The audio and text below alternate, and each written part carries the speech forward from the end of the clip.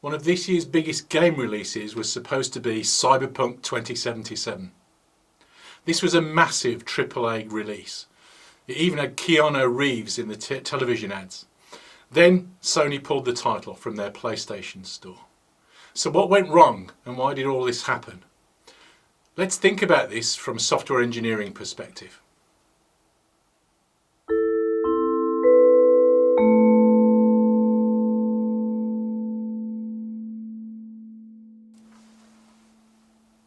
Hi, I'm Dave Farley of Continuous Delivery.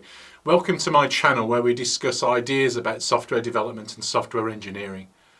If you enjoy the video, please press like, and if you really enjoy it, hit subscribe and hit the bell notification icon so we can keep you informed of future episodes. In this episode, I'd like to explore what went wrong in the release of Cyberpunk 2077. I think there were problems in planning, culture and engineering approach, which I'd like to discuss and offer my advice to the software producers.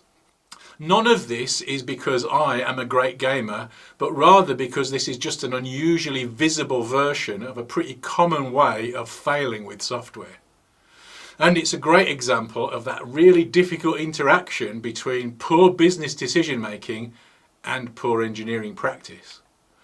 There's a better way than the traditional waterfall approach that's so common in the gaming industry.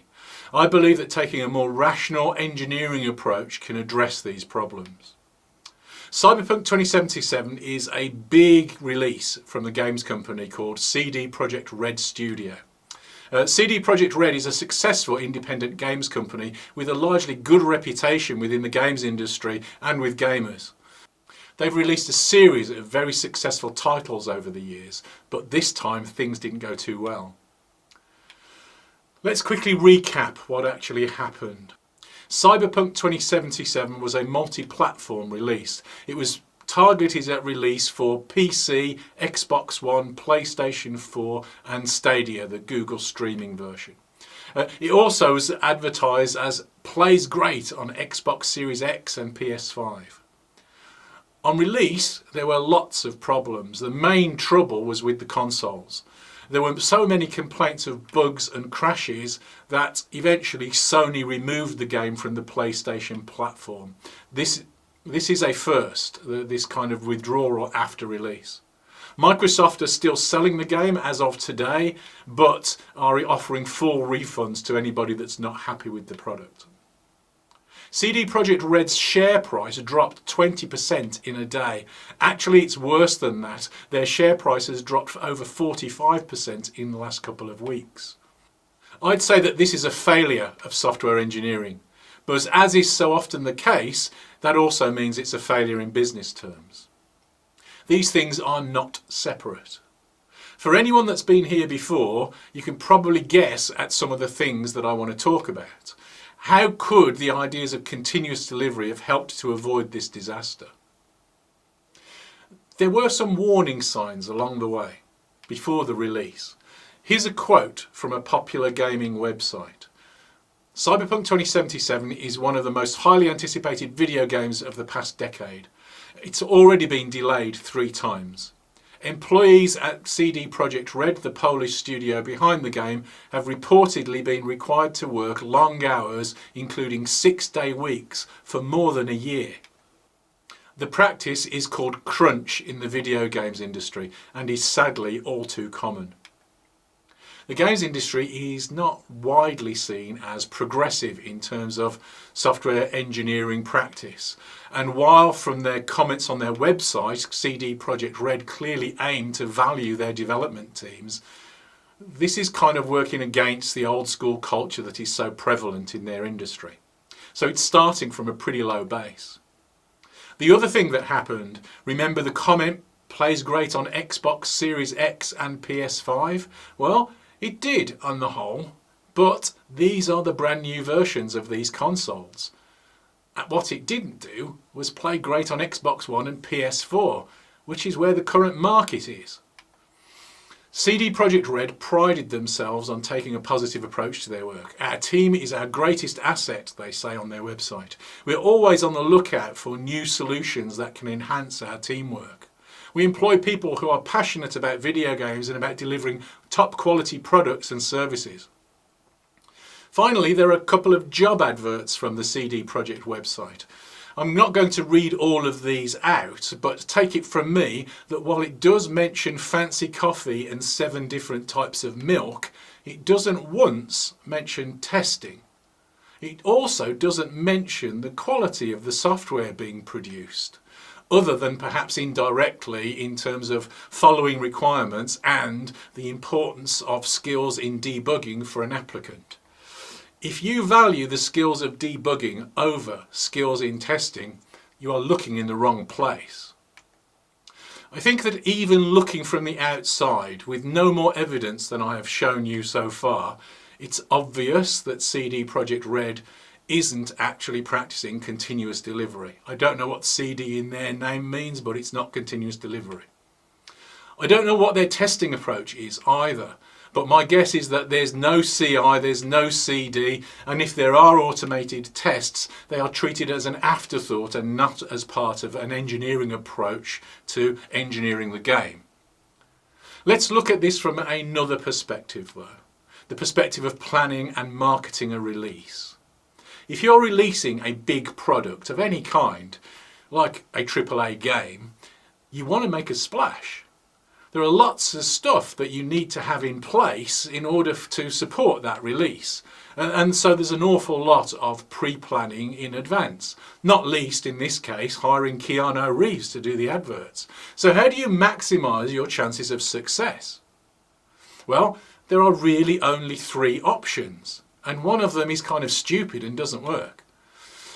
Here's the classic planning triangle, which shows scope, schedule and resources. These are the typical levers that we have to exert control when we're trying to deliver a project. There's a 4th one that sometimes people try and use, which is quality, but let's take quality off the table because working to low quality is rarely a successful outcome.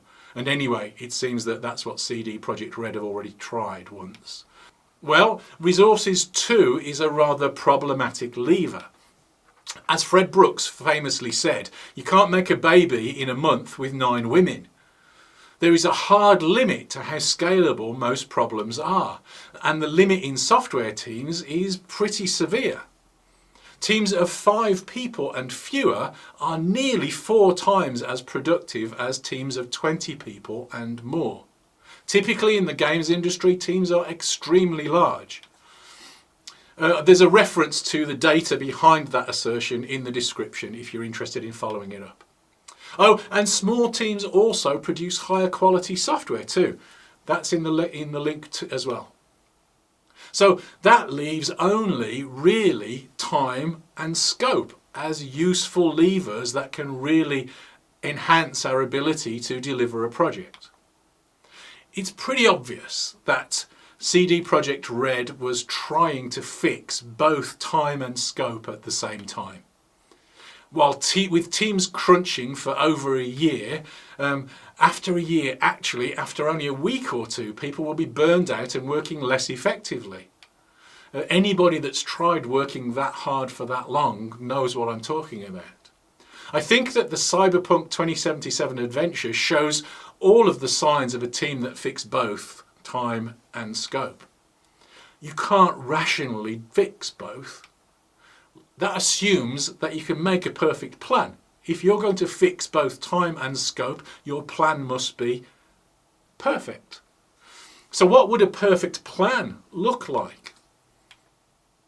Well, we'd need to understand the goal that we were trying to achieve.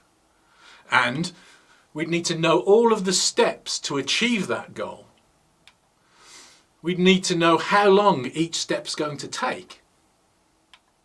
And we'd need to also know all of the interruptions that are likely to occur along the way. This is simply impossible. What really happens is that as soon as you begin, reality starts changing things and your plan is no longer accurate. Maybe the goal will move. A competitor perhaps releases a new game and makes you rethink what you want in yours. Or maybe you just have a fantastically cool idea that you'd like to add in that you didn't plan for. You think of new steps that you missed in your plan, new activities that you must undertake to complete.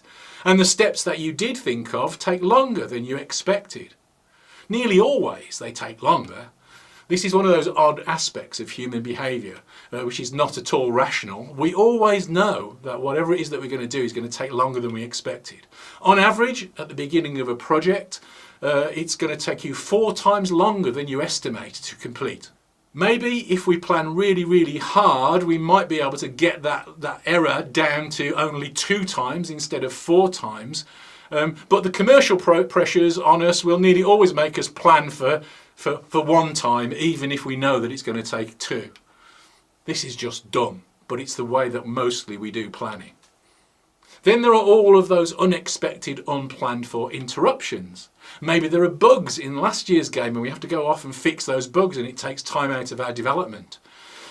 Maybe the coordination between the teams as we divided up our project takes a bit more work than we expected, or maybe there's an unknown technical difficulty that gets in our way. Maybe a global pandemic forces us to work in new ways that we hadn't considered. We can't predict the future. So perfect plans are a perfectly stupid idea. They are in the realms of magic, and I don't believe in magic. So what can you do instead? You fix one of those axes, either time or scope, but never both. You can vary either one, but you must have one, but one of them must be variable. My bet is that the plan for Cyberpunk 2077 was one of 2 things. They obviously targeted development at the new platforms, the PS5 and the Xbox Series X. So either they expected everything to just work on the old platforms when they coded it to the new, or their plan looked a bit more like this. They're going to work on cool game stuff on new platforms and on the PC. They're going to at the end of that, they're going to migrate to the PS4 and the Xbox One. Then they'll do some testing, then they'll release, and then they'll count their money. Clearly, this plan failed. So what should they have done? Well, fix either time or scope. For example, Apple never pre-announces their products. They don't fix time, they fix scope. They decide when something is finished, and only then do they start taking it to market. That gives them the option to hold products that aren't finished. One of the Apple products that has been rumoured for several years is Apple Glass. But they're still only rumours. There's no announcement from Apple, and there won't be until it's ready for release. So you could hold the products that aren't yet finished, maybe say they don't work, maybe your PS4 implementation is not yet ready for prime time, and then there's no fuss because there's no announcement to pull back from. Alternatively, you can work to manage the scope. So you fix time, you're going to hit a particular release date, but you don't say what's going to be in the release date. You be a little bit vague about what your release will include. Discuss publicly only in broad terms what's in there. Work so that your software is always in a releasable state from the beginning, and you get even more freedom. This all gets into the guts of true software engineering and continuous delivery. It means automated testing, deployment pipelines, and continuous integration as part of the development process. Then you can make a business decision whenever it makes sense about whether you're ready to release or not. For argument's sake, assuming that you can't have it all, and please believe me, you can't have it all, then as a business, which would you prefer? To release for PS4 or PS5 first? Doesn't matter, but choose one. Do the work to ensure whichever your priority is completed first. Do that work, and if the worst case happens, then development goes slower than you hoped for, you can at least choose to either delay the release or release with just support for your primary target. In this case, the PS4. You could imagine the advert, PS4 version out now, PS5 version coming soon. None of this is rocket science, but it is kind of science. Science and engineering is about facing up to reality. You can't fix time and scope and hope to succeed by making people crunch down and just working harder. That's magical thinking. It's not going to work. This is always the route to poorer quality, less creativity and worse outcomes. Organising our approach to face reality is the engineering approach to solving problems in software. I call it continuous delivery. And it's deeply applicable to writing games. If you want to see more, see the great talk on the application of continuous delivery to the production of AAA games in the links below. Thank you very much for watching.